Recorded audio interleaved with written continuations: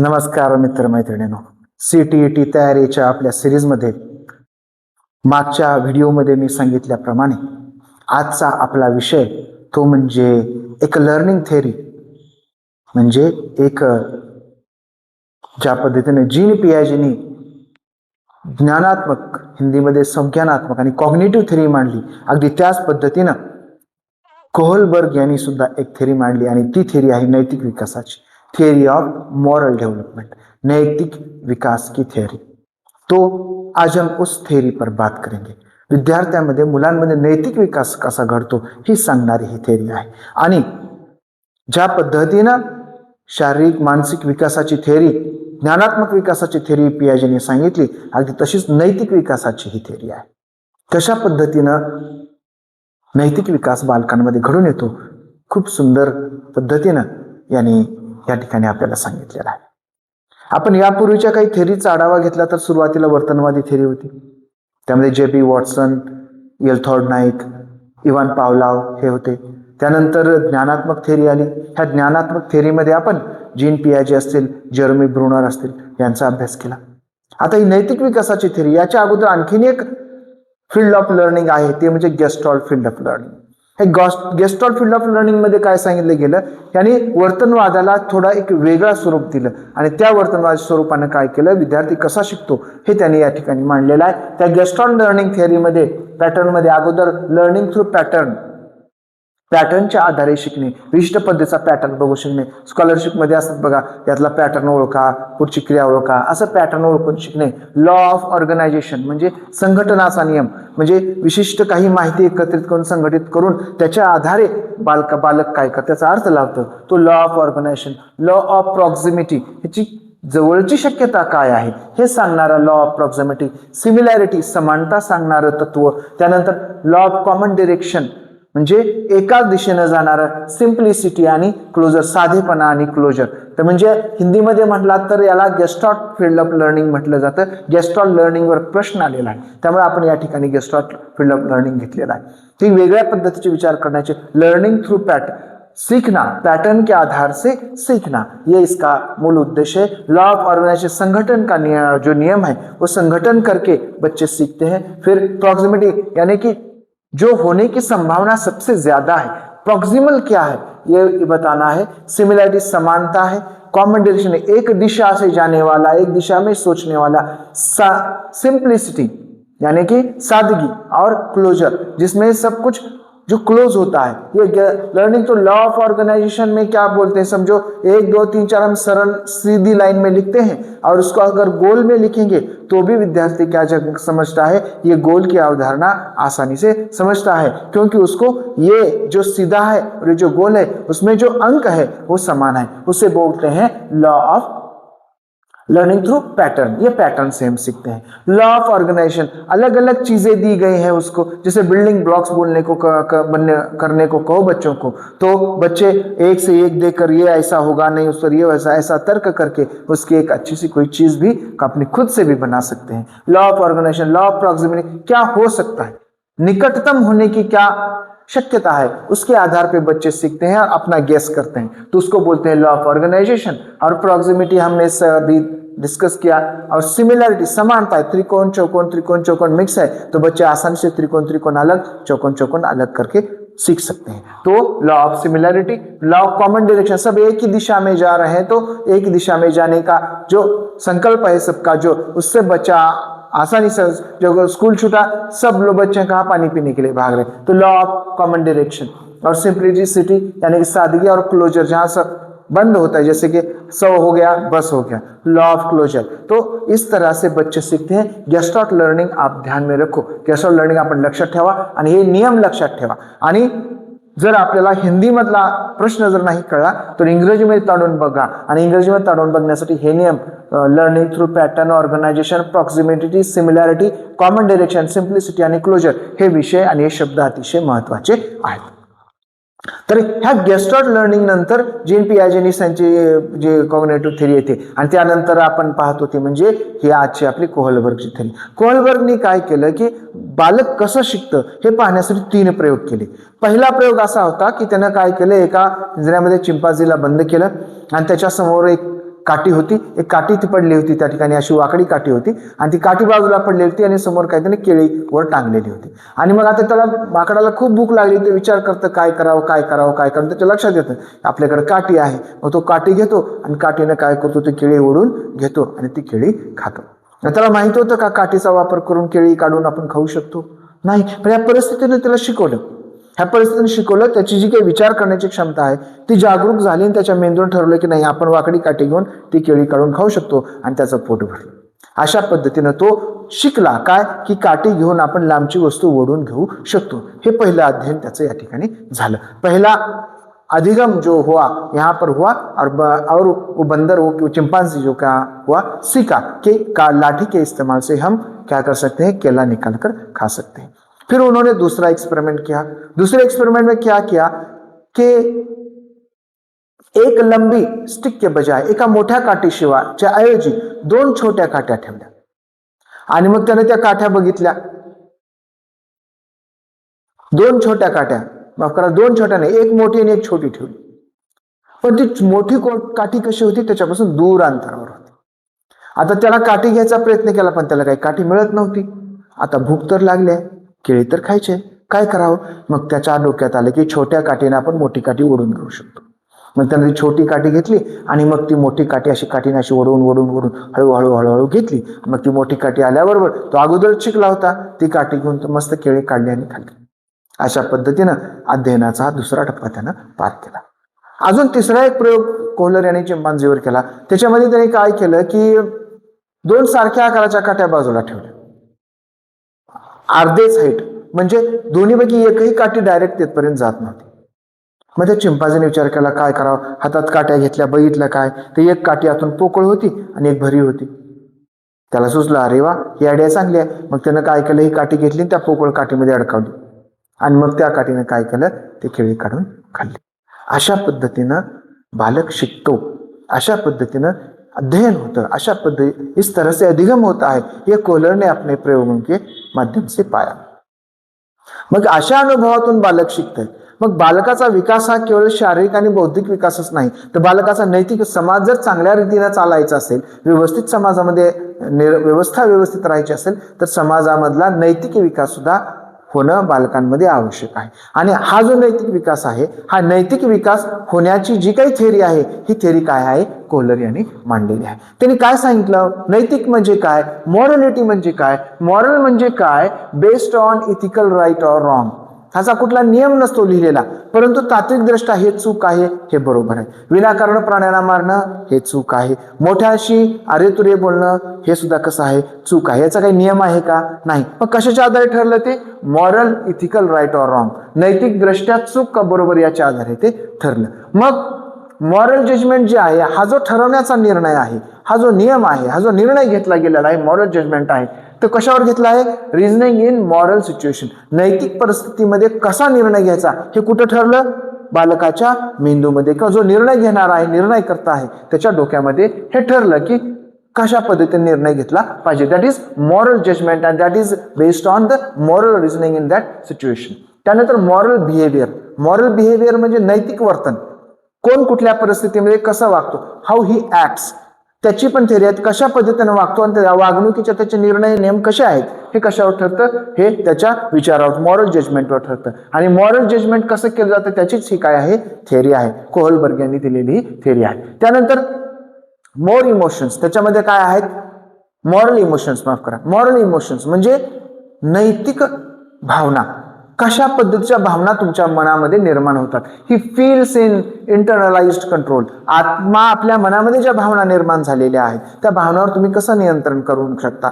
तर समजा छोटं एक मूल आहे 6-7 वर्षाचं, त्याच्या घरात त्याला सांगितलं की दुसऱ्याच्या घरचं चॉकलेट घेऊ नये. दुसऱ्याच्या घरी गेल्यानंतर ते घरचे त्याला चॉकलेट देतात, ऑफर करतात, अरे घे बाळा चॉकलेट घे. मग ते काय म्हणतं, नको, ते नको. का, मॉरल जजमेंट घेतं. का, कशाच्या आधारे, कारण त्याच्या मॉरल इमोशन्सला कसं कंट्रोल करायचं किंवा कंट्रोल कर कसं करायचं सांगितलं, कंट्रोल कर असं शिक्षण किंवा असं जी काही ट्रेनिंग आहे ती घरी दिलं गेलेलं असतं किंवा कुटुंबामध्ये दिलं गेलेलं असतं. त्यामुळे तो काय करतो, नाही म्हणतो, जेव्हा परमिशन मिळते तेव्हा तो ते घेतो. म्हणजे या पद्धतीच्या ह्या ज्या काही नैतिक विकासाच्या संकल्पना आहेत, ह्या नैतिक विकासाच्या संकल्पना कोहलबर्ग यांनी त्यांच्या थेअरीमध्ये मांडलेल्या आहेत. तर त्यांनी काय सांगितलं, 3 लेवल्सवर 3 लेवलवर नैतिक विकास होत असतो. जसं पियाजेचे 4 लेवल होत्या, कोणत्या? Sensory motor, pre operational, concrete operational आणि फॉर्मल ऑपरेशनल. अगदी तसंच यांच्या 3 स्टेजेस आहेत कोहलबर्गच्या. पहिली आहे ती म्हणजे प्री कन्व्हेन्शनल, दुसरी आहे कन्व्हेन्शनल, तिसरी आहे पोस्ट कन्व्हेन्शनल. प्री कन्व्हेन्शनल ही 0 ते 9 वर्षांपर्यंत असते, म्हणजे जवळजवळ आपल्या 3ऱ्या वर्गातला विद्यार्थी येईपर्यंत. कन्व्हेन्शनल 9 ते 15 वर्ष असते आणि पोस्ट कन्व्हेन्शनल ही 15 वर्षाच्या पुढे असते. आता प्री कन्व्हेन्शनल मध्ये काय असतं? प्री कन्व्हेन्शनल म्हणजे 9 वर्षापर्यंत बालक त्याचा नैतिक विकास कसा करून घेतो, कशा पद्धतीने तो निर्णय घेतो. तर बघा, moral judgement based on needs and perception. Moral काय चूक आहे आणि काय बरोबर आहे हे कोण ठरवतं? त्याचं मन ठरवतं का? नाही. त्याची कुठली विचार प्रक्रिया डेव्हलप झालेली आहे का? नाही. तर तो काय ठरवतो? नीड, त्याची आवश्यकता. समजा त्याला भूक लागली, प्रचंड भूक लागली आणि समोर काहीतरी खाद्यपदार्थ दिसतात, तर तो लेकरू काय करेल? नाही, आपल्याला कोणी विचारलं नाही, आपण कसं घ्यावं? थोडा वेळ विचार केला, खूप भूक लागल्यानंतर ती नीड काय करते? त्याला ते घ्यायला प्रवृत्त करते आणि तो खाण्याचा सुद्धा प्रयत्न करेल. त्याचबरोबर परसेप्शन म्हणजे त्याचं मत काय असतं. आपल्या शेजाऱ्याचंच घर आहे, ते आपल्या घरी येतात जातात, मग त्याला असं वाटतं की ते घर म्हणजे कुणाचं आहे? आपलंच आहे. ते आपलं नसतं, पण त्याचं परसेप्शन असतं की हे सुद्धा घर काय आहे? आपलंच आहे. मग त्यामुळे त्या घरी सुद्धा त्याला भूक लागल्यावर खायला त्याला काही कमीपणा वाटत नाही. म्हणजे मॉरल जजमेंट ह्या प्री कन्व्हेन्शनल स्टेजमध्ये 0 ते 9 वर्षामध्ये कशावर ठरतात? नीड, त्याची गरज काय आहे आणि त्याचा परसेप्शन काय आहे, तो कसा विचार करतो, त्याचं काय मत आहे त्याच्यावर हे ठरतं. महत्वाचं हे सेन्सरी मोटर प्रमाण नीड आणि परसेप्शनवर ठरतं. त्यानंतरचा दुसरा एक भाग आहे याच्यामध्ये प्री कन्व्हेन्शनल मध्ये, तो म्हणजे पनिशमेंट. तुम्हाला जर सांगितलं की बघ तिकडे गेलास तर मार देईन, मग बाळाला त्याची, मुलाला तिकडे जायची इच्छा असते पण ते जात नाही का? त्याला भीती वाटते. कशाची? पनिशमेंटची. मग पनिशमेंट मिळेल म्हणून तो काय करतो? बिहेवियर काय करतो? अवॉइड करतो आणि तिकडे जाण्याचं तो टाळतो. अशा पद्धतीचं मॉरल बिहेवियर ह्या प्री कन्व्हेन्शनल सिच्युएशन मध्ये असतं. हे इंट्रिन्सिक आहे का? आतून आलेलं आहे का? त्याच्या इच्छेप्रमाणे आलेलं आहे का? तर नाहीये. पण काही तर कशामुळे? पनिशमेंटच्या भीतीमुळे. पण हे मॉरल बी आणि हे असंच मॉरल ट्रेनिंग हे काय तर प्री कन्व्हेन्शनल मध्ये दिलं जातं. त्यानंतर इन्स्ट्रक्शन ओरिएंटेशन. इन्स्ट्रक्शन ओरिएंटेशन सूचना त्या पद्धतीने त्याला समजून सांगितलं जातं, अरे बाबा आपण जर दुसऱ्याच्या घरी गेलो तर ते आपल्याला भिकारी म्हणतात, त्यामुळे आपण त्यांचं खायचं नसतं. मग त्याचा इगो जागृत होतो, हो ते आम्हाला असं म्हणतील, मग आपण त्यांचं घेऊ नये. अशा पद्धतीच्या मॉरल जजमेंटची काय ते निर्णय घेण्याची ट्रेनिंग त्याला दिली जाते. आणि ओरिएंटेशन प्लेजर, त्याला आनंद पण मिळतो, मी नाही खाल्लं, वा शबास, कौतुक होतं. मग अशा पद्धतीचं जे काही मॉरल बिहेवियरचं ट्रेनिंग आहे, जे मॉरलचं जे ट्रेनिंग आहे ते कुठं होतं? प्री कन्व्हेन्शनल मध्ये बाळाला दिलं जातं. आणि ही पहिली लेवल आहे. ह्या लेवलमध्ये आपण ते मुलांनी स्वतःनं किंवा स्वतःनं अपेक्षा आहेत का अशा की त्यांना स्वतः स्वप्रेरणेने सांगावं, नाही मी उपाशी मरेन पण मी खाणार नाही, एवढ्या अपेक्षा नाहीत. कारण हे सगळं कशावर आहे? नीड आणि परसेप्शनवर आहे. त्याच्यानंतर पनिशमेंटचा, म्हणून शाळांमध्ये बघा तिकडे गेला तर मार मिळेल, तिकडे गेला तर शिक्षा देईल, अशा पद्धतीच्या ज्या व्यवस्था आजपर्यंत शाळांमध्ये चालत आलेल्या आहेत त्या याच प्री कन्व्हेन्शनलच्या मॉरल जजमेंटवर आधारलेल्या आहेत. आणि इन्स्ट्रक्शन ओरिएंटेशन सगळ्यात महत्वाचं आहे. आपण त्याला जर समजून सांगितलं की आपल्याला, तर त्याचा इफेक्ट जास्त होतो त्यापेक्षा की त्याला पनिशमेंटपेक्षा. म्हणजे याच्यापेक्षा हे आणि याच्यापेक्षा हे कसं आहे? जास्त प्रभावी आहे. त्यानंतरचा दुसरी स्टेज आहे ती म्हणजे कन्व्हेन्शनल स्टेज आहे. कन्व्हेन्शनल स्टेज म्हणजे पारंपरिक. या प्री कन्व्हेन्शन म्हणजे पूर्व पारंपरिक, हे पारंपरिक स्टेज आहे. पारंपरिक स्टेज मध्ये काय? Based on expectation of society, law taken into account. म्हणजे समाजाचा नियम काय आहे, सोसायटीचा नियम काय आहे. समाजाचा नियम काय आहे की रस्त्यावर दारू पिऊन पडू नये किंवा रस्त्यावर दारू पिऊन फिरू नये. जर एखादा व्यक्ती फिरत असेल तर ते बिहेवियर कसं आहे? मॉरल आहे, नैतिक दृष्ट्या कसं आहे? चुकीचं आहे. म्हणजे समाजाचे जे नियम आहेत किंवा मग वाडवडिलांचा सांभाळ केला पाहिजे, म्हाताऱ्या माणसाची काळजी घेतली पाहिजे, हा जो नियम आहे हा काय लिहून ठेवलेला नियम आहे का? नाही, हा नैतिक नियम आहे. एक्सपेक्टेशन, सोसायटीची अपेक्षा आहे की असं वागलं पाहिजे. आता बऱ्याचशा मुंबई पुण्याच्या सोसायटीमध्ये अनेक नियम तयार केलेले असतात की मॉरल बिहेवियरचे, की कसं राहावं, काय राहावं, किंवा फ्लॅट असेल तर मुलांना रेंट मध्ये देऊ नये किंवा मुलींना देऊ नये, बॅचलर्सना देऊ नये, अशा पद्धतीचे नियम ते लोक करतात. हे सगळे काय आहेत? Based on expectation of society. जगाचा नियम आहे, जग काय म्हणेल या भीतीनं जे केलं जातं ते म्हणजे काय आहे? हे कन्व्हेन्शनल आहे. त्यामध्ये interpersonal confidence, good boy nice girl stereotypes. म्हणजे इंटरपर्सनल म्हणजे व्यक्तिमधून संवादातून. आता बघा मुलं फार बिघडत चाललेत असं म्हणतात कारण मुलांमध्ये आदर्श नाहीत. आदर्श म्हणजेच काय? स्टिरियोटाइप्स. त्यांनी कुणाकडे बघून वागावं. समजा आपण एखाद्या आपल्या सोसायटीमध्ये सगळ्यात मोठं उदाहरण दिलं रामायणाचं दिलं जातं की सर्व मुलांनी रामासारखं वागलं पाहिजे. म्हणजे राम काय आहे, हा सोसायटीचा स्टिरियोटाईप आहे आणि या स्टिरियोटाईपचं अनुकरण सगळ्यांनी केलं पाहिजे. आणि मग जेव्हा एखादा मुलगा किंवा एखादी मुलगी चांगलं काम करते तेव्हा त्यांना असं प्रेस केलं तर you are good boy, you are nice girl असं म्हटल्यानंतर ते जे त्यांचा बिहेवियर आहे ते स्ट्रेंथन होतं आणि ही वागणूक काय होते, अजून प्रभावी होते. म्हणजे हे इंटरपर्सनल कॉन्फिडन्सच्या माध्यमातून हे काय होतं, मॉरल बिहेवियर हे डेव्हलप होत होतं आणि अशाच पद्धतीनं मॉरल जजमेंट होतं. एखादा मुलगा किंवा एखादी मुलगी चुकीची वागतीच्या वागली तर मग अरे हे असं नसतं, असं नसतं, असं करतात का, असं करतात का, असं जे म्हणतात हे कारण त्यांच्यामध्ये काय इंटरपर्सनल कॉन्फिडन्स आहे, त्यांच्यामध्ये स्टिरियोटाईप्स आहेत आणि त्या स्टिरियोटाईपला फॉलो केलं जातं. आपण बघतो की मोठ्या मोठ्या सिनेमामधले हिरो हिरोईन्स जे प्रसिद्ध पर्सनॅलिटी आहेत, मुलं तरुण काय करतात तर लोक त्याचं अनुकरण करतात, त्यांच्यासारखे कपडे त्यांच्यासारखं राहणं हाचा प्रयत्न करतात, कारण ते सुद्धा काय एक प्रकारचं स्टिरियोटाईप फॉलो करणं आहे. आणि अशा पद्धतीने हे मॉरल डेव्हलपमेंटची स्टेज आहे ती म्हणजे कन्व्हेन्शनल स्टेज आहे. आणि कन्व्हेन्शनल स्टेज नंतर लॉ अँड ऑर्डर ओरिएंटेशन. आपण या समाजामध्ये तो आपण सोसायटीमध्ये राहतो, आपण आपले कायदे पाळले पाहिजे. कायदे कशासाठी पाळायचे तर कायदे सर्वांच्या हितासाठी, सर्वांच्या विकासासाठी.